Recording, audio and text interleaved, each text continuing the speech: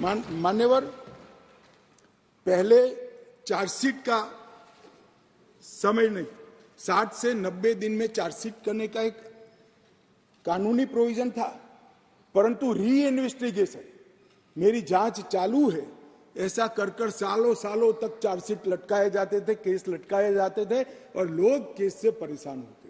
हमने कह दिया कि 60 से 90 दिन का जो समय था वो तो रहेगा और 90 दिन के बाद और 90 दिन तक ही फर्दर इन्वेस्टिगेशन कर पाओगे। अगर 90 दिन के बाद फर्दर इन्वेस्टिगेशन करना है तो कोर्ट से ऑर्डर लेना पड़ेगा।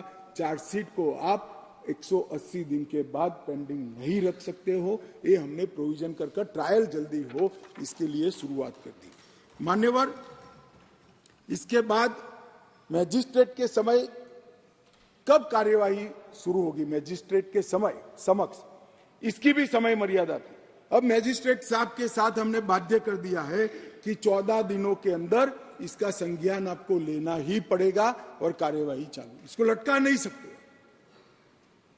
तो जो हमारे यहाँ बहुत सारी फरियाद आती है, सच्चा झूठा भगवान जाने, 12 बजे तक कोर्ट चलती है, 12 बजे के बाद कुछ नहीं चलता है। अब अगर 14 दिनों में संज्ञान लेना है तो कोर्ट को इसको समाप्त कर ही जाना पड़ेगा। और आरोपी द्वारा आरोप मुक्त होने का जो निवेदन है वो भी 60 दिन के अंदर ही करना पड़ेगा। पहले क्या करते थे, एक केस में 25 आरोपी, तो एक के बाद एक 25 लोग लिंगरिंग रूप से एक्विटल का अपील करते ही जाते थे और 10 साल तक मुकदमा चलता नहीं था। अब जिसको भी करना है 60 दिन के अंदर करना है और 60 दिन में न्यायाधीश ने इस पर सुनवाई करनी है। तो ये ज्यादा से ज्यादा 120 दिन में केस ट्रायल पर आएगा।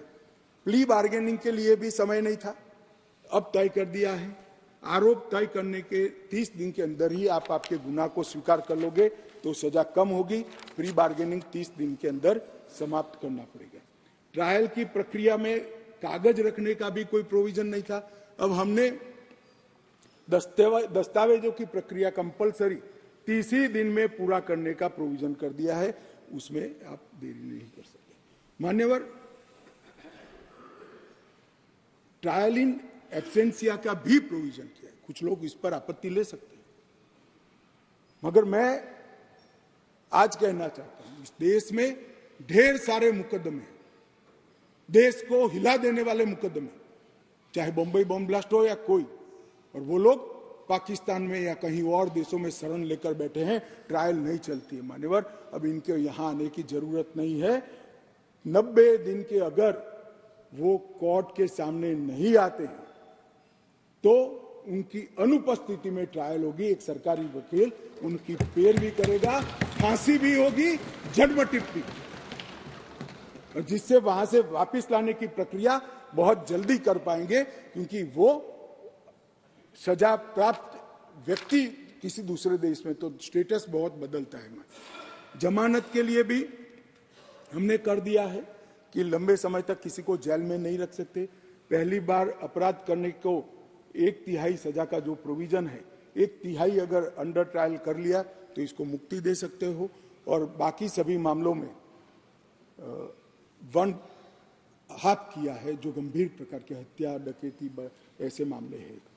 जजमेंट सालों सालों तक, महीनों तक नहीं आता था। अब हो गया है कि मुकदमे की समाप्ति के बाद जज साहब को 45 दिन के अंदर ही जजमेंट देना पड़ेगा, वो इससे ज्यादा लेट नहीं कर सकते। मान्यवर, जजमेंट और सजा के बीच में भी बहुत बड़ा समय था, उसका भी समय निर्धारित कर दिया है, और सजा निर्णय देने के 7 दिन के अंदर ही सुना देनी पड़ेगी, उसको आप लिंगरिंग नहीं कर सकते।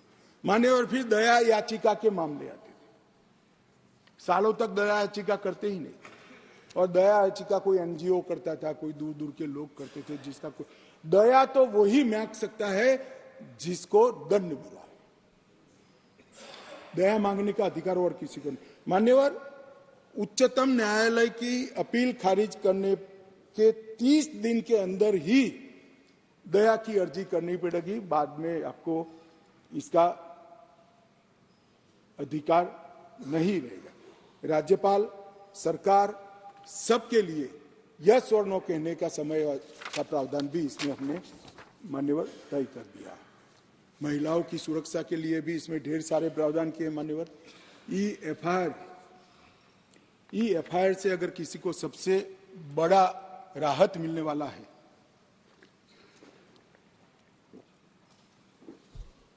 तो महिलाओं को मिल रहा है। किसी भी महिला के लिए अपने खिलाफ हुए अपराध को किसी के सामने वर्णन करना मान्यवर बड़ी संकोच की बात होती है।